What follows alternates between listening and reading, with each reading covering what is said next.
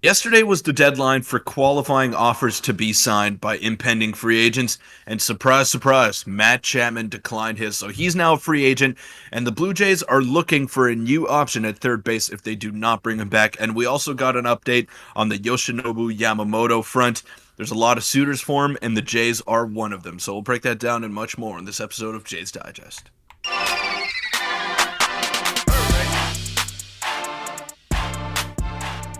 Fans, I'm your host Peter Vryonis alongside host Nick Gosse. Now, a lot of news came out yesterday because it was the deadline to sign qualifying offers for impending free agents.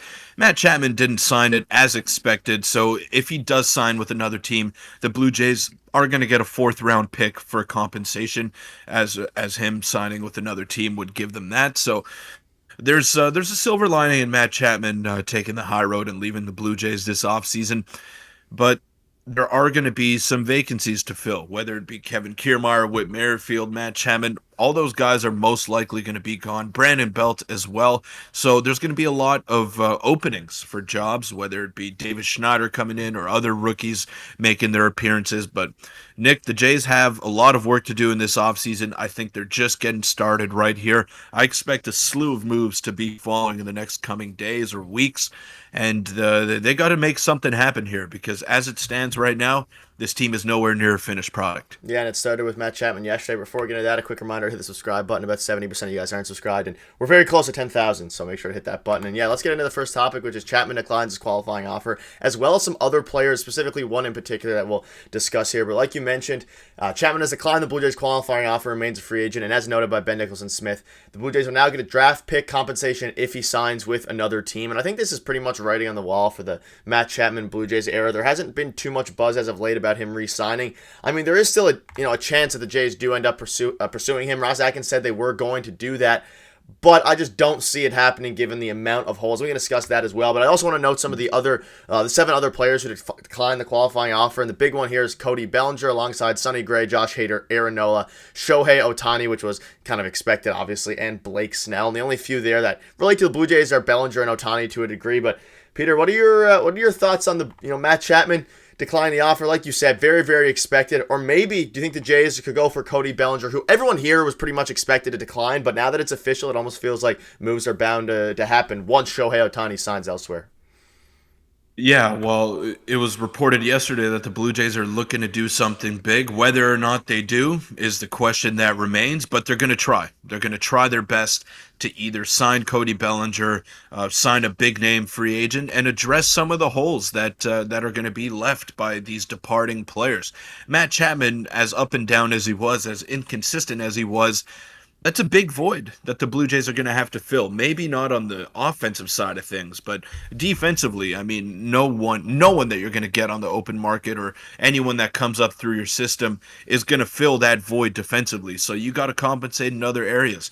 You got to get a guy who's just as good of a base runner as Matt Chapman as well, because that was a very underrated part of his game. He brought a lot of good qualities to the table despite the swing and miss that was in his game. So and the question begs here, Nick, are the Jays ready to commit to the rookies playing third base? Are they going to go by committee over there, or are they going to try to get a Heimer Candelario, someone else on the trade market? Because it's pretty bare bones. There's not much out there if you don't sign Heimer Candelario. And I want to ask you the question. I want to flip it over to you. Are you okay with Aurelvis Martinez, Damiano Palmigiani, and Addison Barger platooning that third base position? Because as good as those guys have been in the minor leagues and as hyped up as they are as prospects, it's hard. It's hard to become an everyday player in the big leagues. And as inconsistent as Matt Chapman was, you could rely on him to be in the lineup each and every game. And I don't know if you could say the same for those 3 guys that I just mentioned right there. Yeah, I think there's a decent chance that if Matt Chapman goes elsewhere and has a good season, a lot of Jays fans might, be forgetting how good he was, albeit he swung through a lot of pitches and the strikeout rate. But yeah, I think that most likely they do a stopgap guy like Candelario. There's some other names that were mentioned as well. I don't know if they call up Aurelvis Martinez this early into his, he's ready for the big leagues. I just don't know how much faith they have in him. That's totally up to them. If they think that he's ready for the big leagues, they'll bring him up. If not, it just seems like a Ross Atkins move to sign John Candelario or someone else that could fill the third baseman position. Mm-hmm. But again, Matt Chapman era is probably over, and I think that bat aside, he was a phenomenal fielder, a phenomenal teammate, a phenomenal base runner. There's a lot of things that he does that if you bring up a prospect, you're going to be wishing that you had Matt Chapman at certain points, unless, of course, Aroldis Martinez turns into an unbelievable third baseman, even just next year. But yeah, any final thoughts on this before we move on to an interesting topic revolving around Yamamoto? Yeah, you hit the nail on the head right there.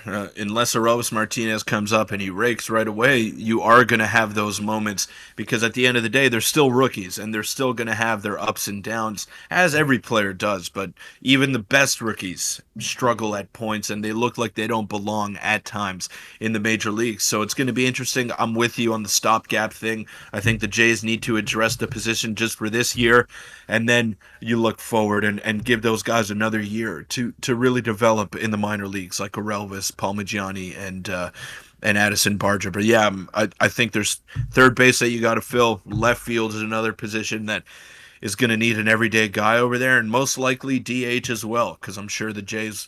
The news came out that they do want to address that DH position and are okay with having a sole DH. So who knows? It's going to be interesting, but a lot of players that are departing and a lot of players that are going to have to come in for this Blue Jays team to complete this roster. Yeah, there's also a good chance that one of those three guys you mentioned, they trade one of them in one of these big blockbuster deals, whether that's Yeah. Parmigiani or Berger. But let's touch on Yamamoto, and there's been a lot of linkage to Yamamoto, and I have a few articles here, but we can just discuss him a little bit more because his market is starting to pick up, and this is from Ben Nicholson Smith. He said the Blue Jays will be linked to Ohtani, Bellinger, Yamamoto, and others. They do have interest in all three, and it's not wrong. And then there's also a bunch more articles. This one was recently dropped by Eric Boland. The Blue Jays are one of several teams who watched the starters game on September 9th during his no-hitter, so there's no, surprise that the Jays are scouting him. And it was also revealed in the Ben Nicholson Smith article that they're going to pursue him pretty heavily. And again, we can go back here. It's cut off a little bit. But when Ross Atkins spoke about the Yamamoto thing, he mentioned that they could be pursuing another fifth starter, which I would assume the only guy that would really go out of their way to pursue would be Yamamoto just because of how good he is and the generational talent that he supposedly is. And there's another article here from TSN MLB analyst Steve Phillips saying there's a lot of buzz on Ohtani Yamamoto. The rumors are starting to pick up regarding him. We know how good he is in Japan. I think it'll translate, but again, we're linked to a lot of people here now, and whether it's Ohtani or Yamamoto, I just want one of those guys. Obviously, I would prefer Ohtani, but Yamamoto would be a decent compensation. Yeah, I just don't know if the Jays, how involved they're going to be in the market for Yamamoto just because of their depth when it comes to starting pitching. Alek Manoah, I mean, even though he was terrible last year, you got to give him a chance to win that fifth starter spot. And the Jays have four other starters locked into place. So it's hard. It's hard to envision them dropping all that cash after saying, unless it's for a unicorn player, we're not going to really expand our payroll. So I'm sure that they would like to allocate that money elsewhere, whether it's Cody Bellinger, Heimer Candelario, and kind of address other areas of need because the pitching wasn't the problem. It would just be an embarrassment of riches if the Jays got Yamamoto, but it's not necessary. Would they be a better team with him? Yes, most probably all 30 teams would be a better team with Yoshinobu Yamamoto, but I just don't think the Jays are in that market that heavily. They'll definitely check in on him if it can help them land Shohei Ohtani, then I'm sure they Yeah. would be all in on doing it. But other than that, I just don't see them really being that involved, and I'd rather them spend that money elsewhere if they're not looking to gradually expand their payroll. Yeah, and the only way I think they might go for him is read the middle paragraph. If there's still the Alek Manoah trade talks, and if the Jays end up trading him, then we're having a bit of a different story. But again, there's still guys down in the pipeline that could fit. Bowden Francis, Manoah obviously is the big one. And I mean, Ross Atkins came out and said that he's going to try push Alek Manoah to be that fifth starter spot going forward. So unless a trade happens, I would doubt that it happens as well. Unless they go ahead with the Yamamoto Ohtani and get both of them, which I think the chances of that are very, very low, but we're allowed to dream. So I don't know. Any final thoughts on the Yamamoto or anything we discussed in this video? There's a lot of rumors picking up. I think the first domino is going to fall soon-ish with Yamamoto. I'm hoping, or with Ohtani, sorry. I'm hoping because I just want moves to start happening. I want to see what this Jays team is looking like. Well, if they get Ohtani, I mean, all is forgiven on the Ross Atkins front. I'll just leave it at that. But it's going to be an interesting offseason. A lot of things need to happen. The Blue Jays currently have 39 guys on their 40-man roster. So maybe that's hinting towards a move in free agency. Maybe they're leaving that spot open for a potential trade. A couple of players maybe coming in. Who knows? Who knows? But the Jays are always linked to people. They're one of the big market teams in Major League Baseball, so they have the money to be big players in free agency and big players on the trade market, and they're never shy in that front. So I'm expecting a lot of action. I'm expecting a lot of moves to go down because last year was a colossal disappointment considering all the expectations heading into the year. And Ross Atkins and company, they're not going to be happy with what went down.